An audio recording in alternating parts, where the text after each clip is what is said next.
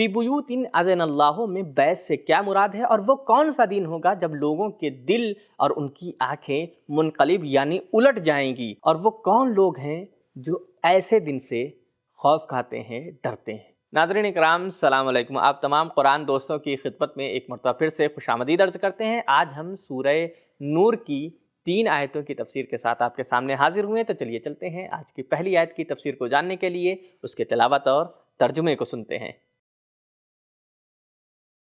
کتاب انزلناه الیک مبارک لیدبروا آیاته ولیتذکر اولو الالباب۔ بسم اللہ الرحمن الرحیم۔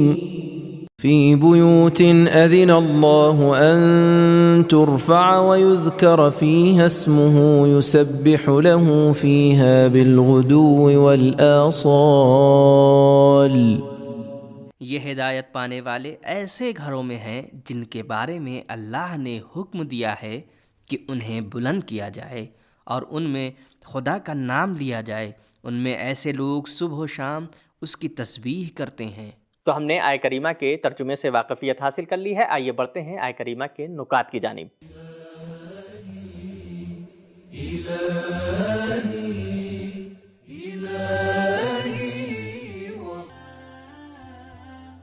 زیارت جامعہ میں ائمہ معصومین علیہم السلام کو خطاب کر کے پڑھتے ہیں، اس لیے معصوم امام علیہم السلام کے روضے اس آیت کے مصداق ہیں۔ ترفع کا لفظ آیت میں اونچے مکان کے معنی میں بھی ہو سکتا ہے۔ یہ آیت بتا رہی ہے کہ جناب ابراہیم علیہ السلام نے کعبے کی بنیاد کو بلند کیا۔ امام محمد باقر علیہ السلام نے ارشاد فرمایا، اس آیت میں بیوت سے مراد انبیاء، حکماء اور ائمہ معصومین علیہم السلام کے گھر ہیں۔ اور مفسر ثعلبی اپنی تفسیر میں نقل کرتا ہے، ایک دن پیغمبر اسلام صلی اللہ علیہ وآلہ وسلم اس آیت کی تلاوت میں مشغول تھے۔ ابو بکر کھڑے ہوئے اور پوچھا، کیا فاطمہ اور علی کے گھر بھی اس آیت کے مصداق ہیں؟ تو فرمایا، ہاں، اس آیت کا بہترین مصداق ہیں۔ امام کاظم علیہ السلام فرماتے ہیں، بالغدو والآصال سے مراد اس آیت میں اوقات نماز ہیں۔ قرآنی لغت میں کئی جگہوں پہ نماز کے بجائے تسبیح کا لفظ آیا ہے، جیسے وَسَبِّحْ بِالْعَشِيِّ وَسَبِّحْ بِحَمْدِ رَبِّكَ قَبْلَ طُلُوعِ الشَّمْسِ۔ ہم نے آیہ کریمہ کے نکات کو جان لیا ہے، جانتے ہیں آیہ کریمہ میں پیغامات کیا کیا ہیں۔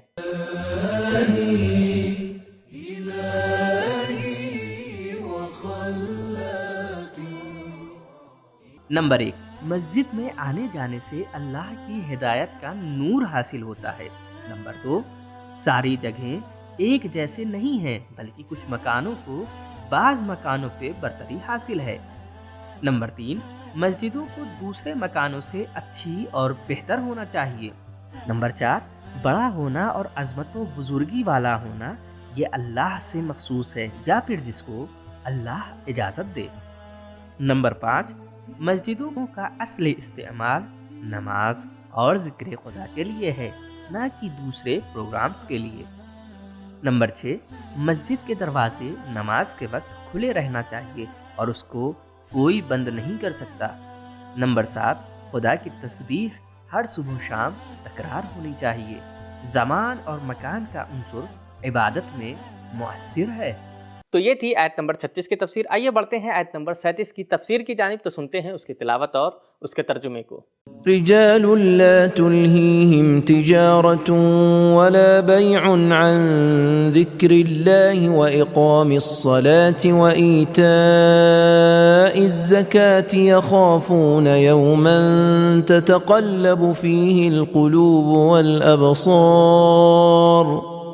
جنہیں کوئی تجارت اور خرید و فروخت اللہ کی یاد سے، نماز پڑھنے سے اور زکوٰۃ دینے سے غافل نہیں کرتی، کیونکہ وہ اس دن سے ڈرتے ہیں جس میں دل اور نگاہیں الٹ پلٹ ہو جائیں گے۔ ہم نے آیہ کریمہ کے ترجمے کو جان لیا ہے، آیہ کریمہ کے نکات کو جاننے کی کوشش کرتے ہیں۔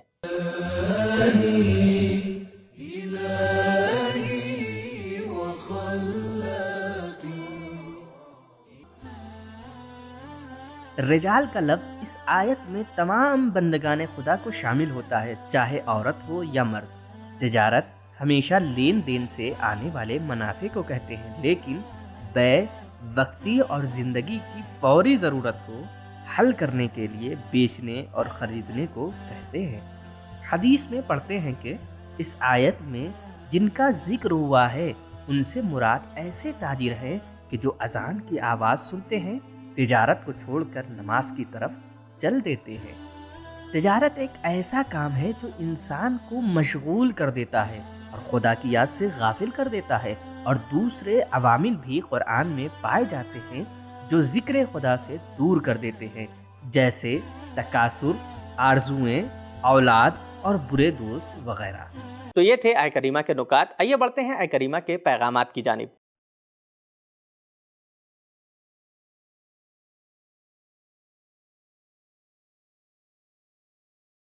نمبر 1، جن لوگوں کو تجارت غافل نہ کر سکے وہ بڑے عظیم لوگ ہیں۔ رجال تنوین کے ساتھ آیا ہے جو بزرگی اور عظمت کی نشانی ہے۔ نمبر 2، اگر ایمان اور ارادہ قوی ہوگا تو ٹول اور دوسری چیزوں کا کوئی اثر نہیں ہوگا۔ نمبر 3، اسلامی بازار کو نماز کے وقت بند ہو جانا چاہیے۔ نمبر 4، یہاں تک کہ حلال اور مباح کام بھی انسان کو خدا کی یاد سے غافل نہ کرے، مکروہ اور حرام تو بہت دور کی بات ہے۔ نمبر 5، تجارت کو چھوڑ دینا اس کی کوئی وقعت نہیں ہے، بلکہ تجارت کو یاد خدا کے ساتھ نماز اور زکوٰۃ کے ساتھ کرنے میں عزت و وقعت ہے۔ خدائی لوگ دنیاوی زندگی کے لیے محنت کرتے ہیں لیکن آخرت سے غافل نہیں ہیں۔ نمبر 6، آخرت پہ ایمان رکھنے والے انسان کی نگاہ میں دنیا حقیر اور چھوٹی ہو جاتی ہے۔ نمبر 7، اگرچہ نماز خدا کا ذکر ہے لیکن اہمیت کی وجہ سے الگ بیان کیا گیا ہے۔ نمبر 8، نماز اور زکوٰۃ ایک دوسرے کے ساتھ ہیں اور وہ لوگ تعریف کے قابل ہیں جو دونوں کو ادا کریں۔ نمبر 9، دنیا تمہیں آخرت سے غافل نہ کر دے۔ نمبر 10، قیامت کے مناظر آنکھوں کو خاشع اور دلوں کو منقلب کر دیں گے۔ تو یہ تھی آج کے ایپیسوڈ کے 2 آیتوں کی تفسیر۔ آئیے چلتے ہیں آج کی آخری آیت کی تفسیر کو جاننے کے لیے، اس کے تلاوت اور ترجمے کو سنتے ہیں۔ لِيَجْزِيَهُمُ اللَّهُ أَحْسَنَ مَا عَمِلُوا وَيَزِيدَهُم مِّن فَضْلِهِ وَاللَّهُ يَرْزُقُ مَن يَشَاءُ بِغَيْرِ حِسَابٍ، تاکہ اللہ ان کو ان کے بہترین اعمال کی جزا دے اور اپنے فضل سے مزید نوازے، اور اللہ جسے چاہتا ہے اسے بے حساب رزق عطا کرتا ہے۔ اس آیہ کریمہ کے ذیل میں مفسر نے کچھ اہم پیغامات ہمیں بیان کیے ہیں، تو آئیے جاننے کی کوشش کرتے ہیں۔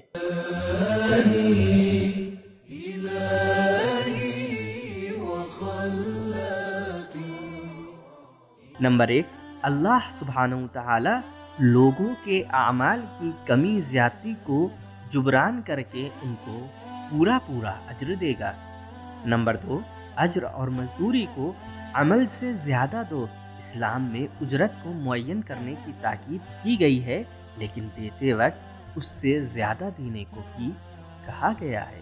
نمبر 3، اگر دنیا کے نفع کو چھوڑ دو تو آخرت کے بے حساب فائدے حاصل کرو گے۔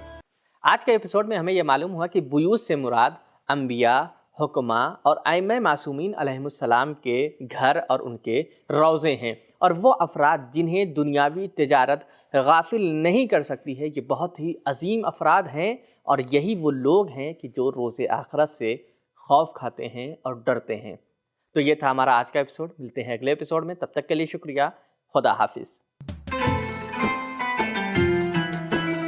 سبیل قرآن، قرآنی سماج کی پہچان۔